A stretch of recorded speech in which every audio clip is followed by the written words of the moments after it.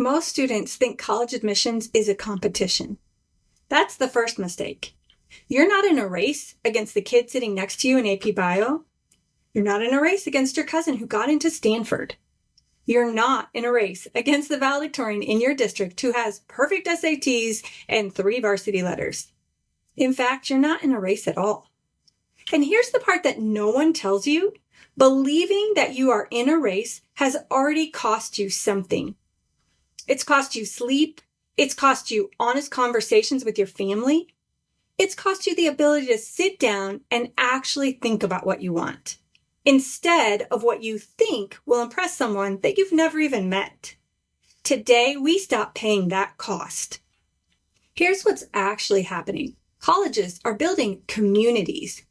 Each one is asking different questions to figure out, who do we want here next fall?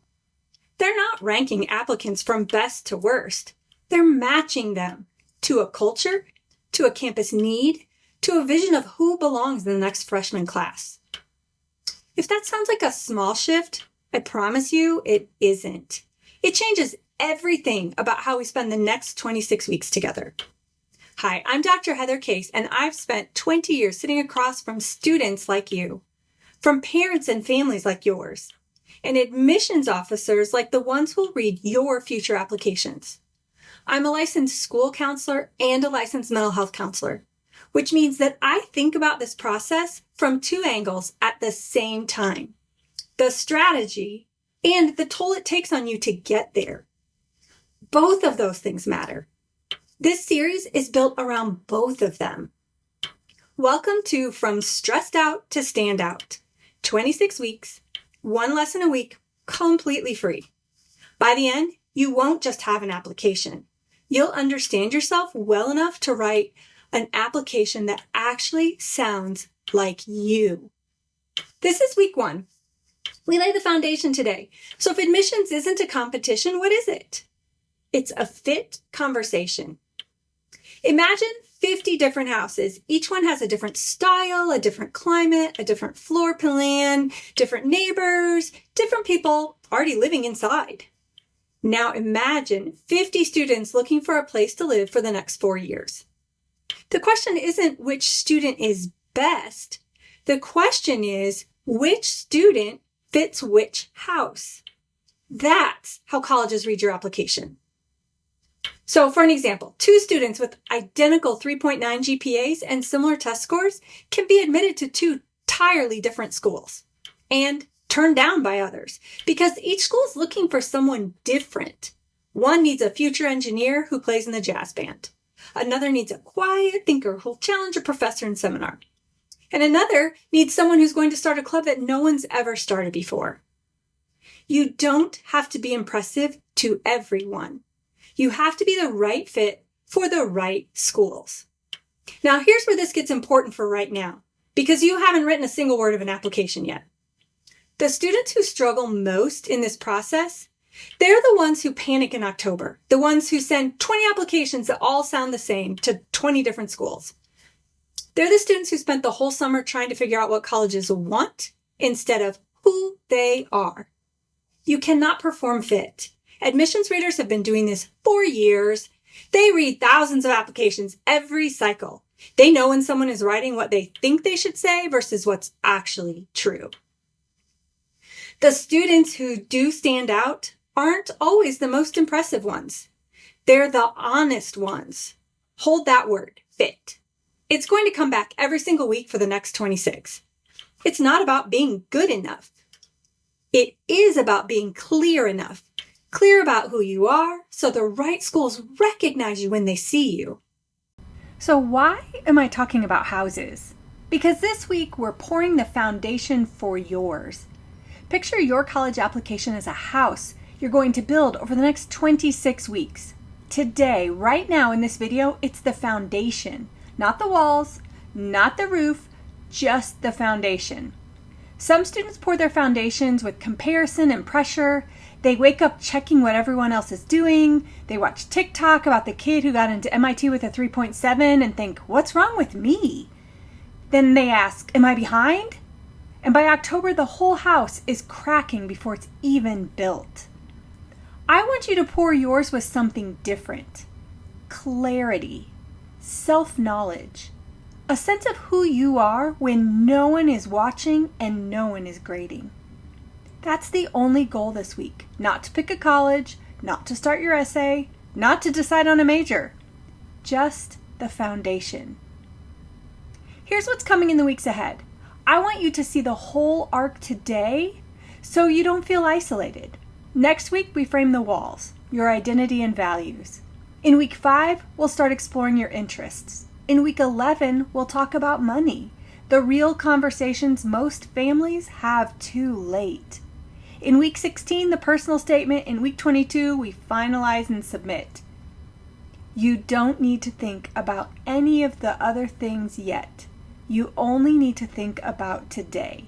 1 week, 1 layer. That's the whole design. Let me tell you a story about a student I'll call Maya. When Maya first came to me, she had a 3.4 GPA. She worked 20 hours a week at her family's restaurant. She never had time to take a leadership role in a club because she was always at work during after-school hours. And she was convinced that she was, in her words, not Ivy League material. She wasn't wrong about her grades.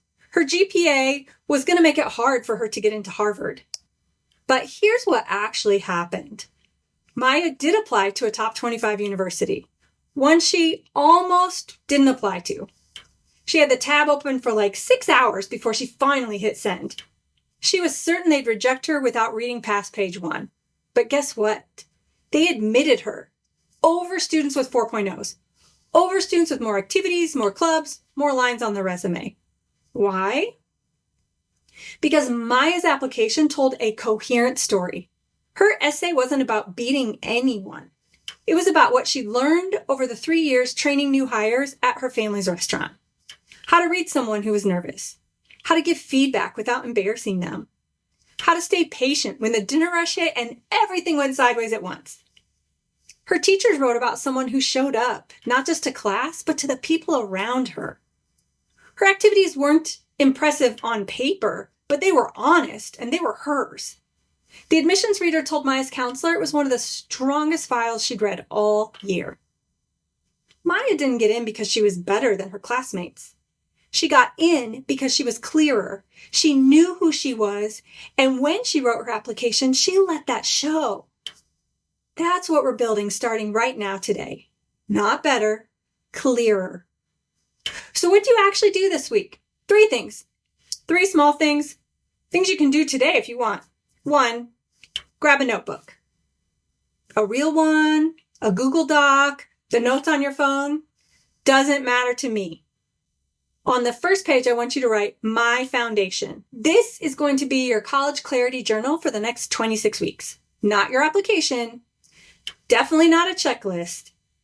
A place to think out loud, privately, without anyone grading it.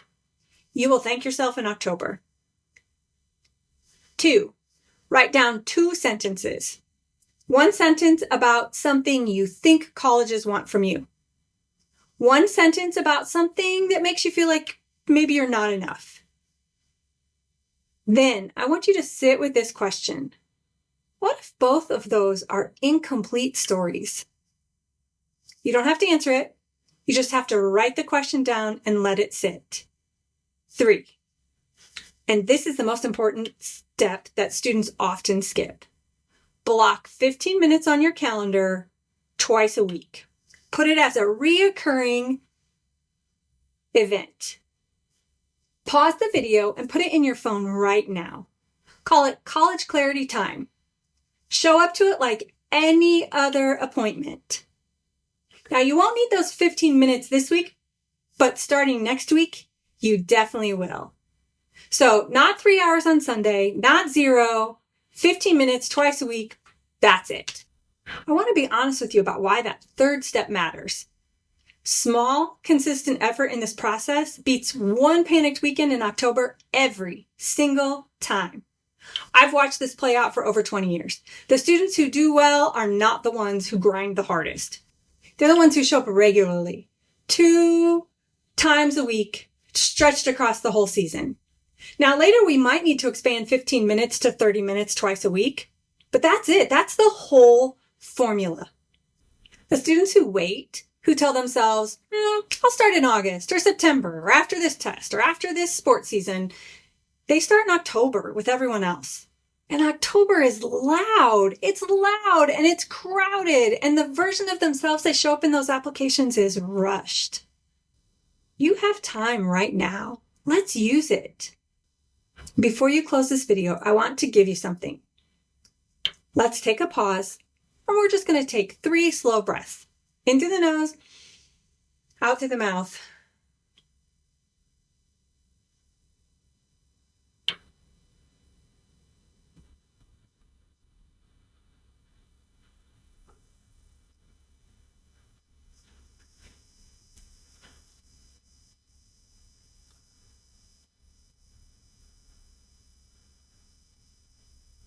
Notice something. In this moment, there's no application due. There's no deadline. There's no ranking. There's just you watching a video on a Sunday, deciding how you want to move through this season. Notice the difference between I have to do this and I get to figure this out. Both of those feelings are real. I'm not going to tell you the process isn't stressful. It is. I'm also not going to tell you the stakes don't matter, because they do.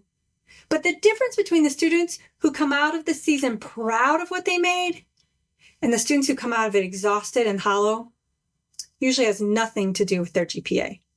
It's not their test scores. It's which one of those 2 sentences they let drive their process. Use the journal. Use the 15 minutes.